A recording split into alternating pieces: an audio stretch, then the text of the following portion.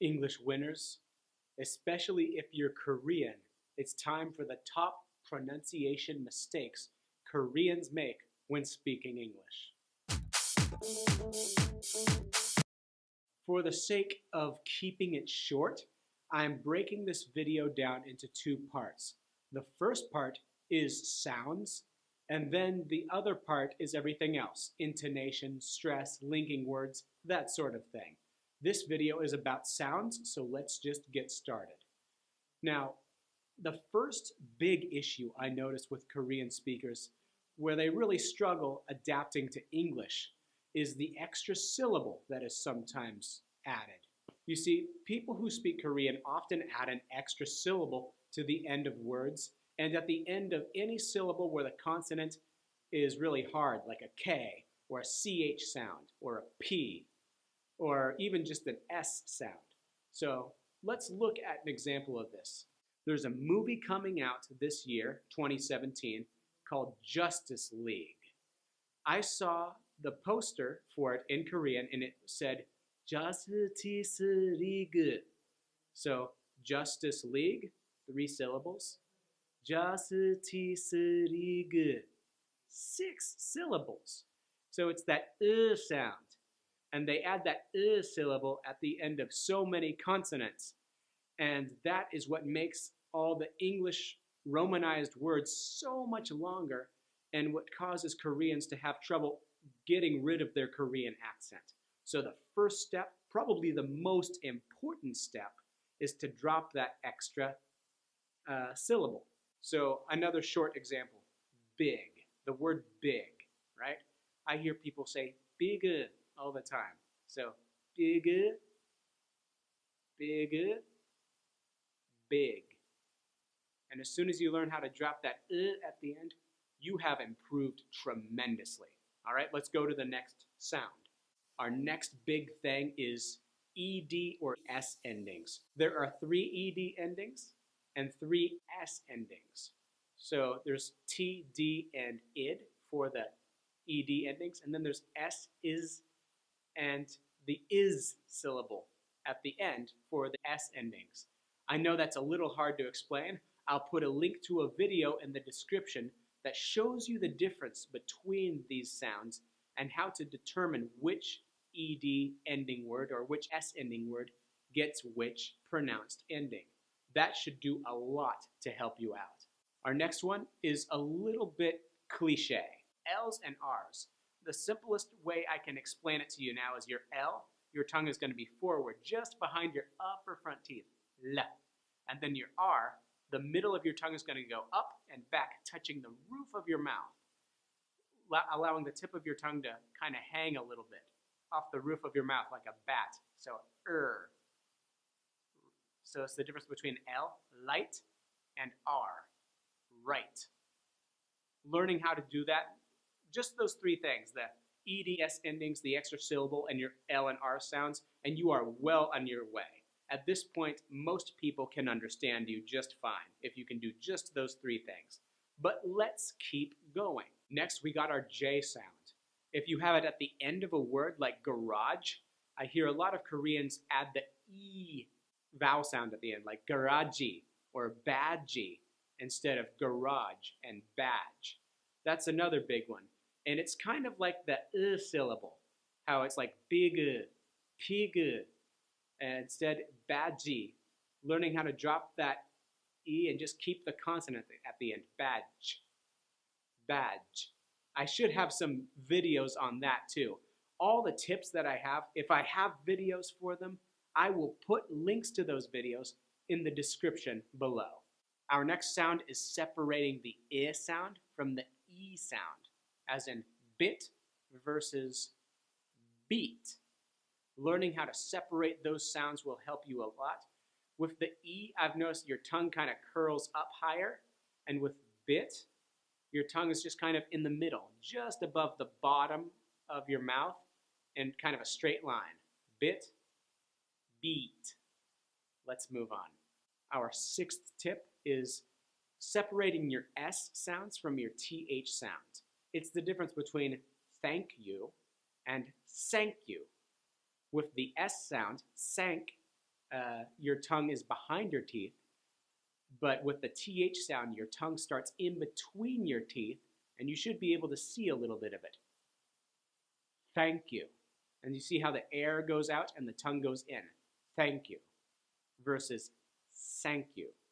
So that's another big one. Man, you're almost fluent if you can do those things already. But I've got a couple more hints for you. Our next tip, you are separating your F sound from your B, V, and P sounds. Typically, Koreans will just put the hard P sound for anything with the F. Like instead of Filipino, they'll say Filipino. And by learning how to do the F, it will help you a lot. You move your lower lip in. Your upper teeth should show just a little bit.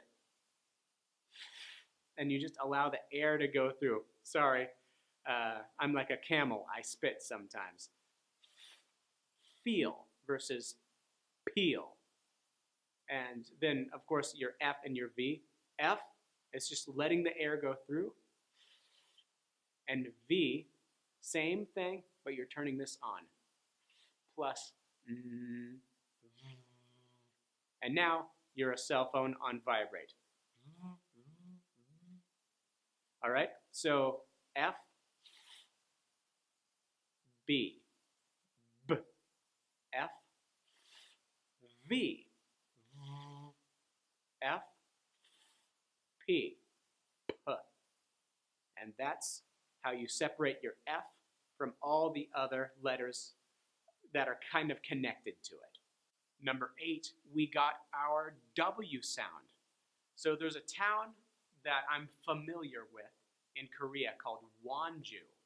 And it's pretty easy for people to say it if you're Korean, but for some reason the W is hard to say for them when they have to say something like wolf. They'll say ulf. No, you got to start your lips kind of going down. You vibrate your vocal cords and start the motion of your lips forward and then back. Water, wolf, Wonju. So it's just like that. Practice that a couple times, and if I have a video, I'll share it with you in the descriptions. Please let me know if it's not there. Tip number 9, getting that middle vowel sound. It's the difference between word and wart.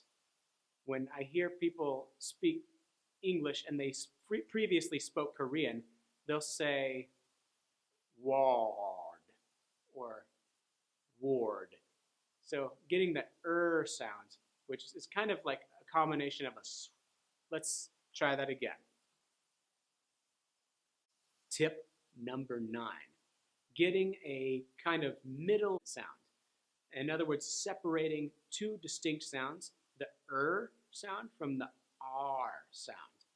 Most people, they kind of swallow the sound, so it sounds like ah. So instead of word, they'll say ward. And so just being able to relax, keeping the tongue kind of halfway up in your mouth, kind of in the front, word, instead of ward, and putting your tongue back and trying to move everything down here. Don't move everything down here, just relax, keep your tongue up a little bit, word. And that is how you make the sound.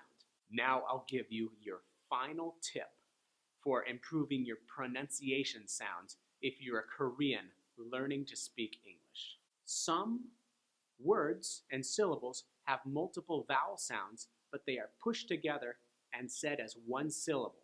And this doesn't happen in Korean. So if it's ice, that's one syllable in English, but in Korean it's a-i-s.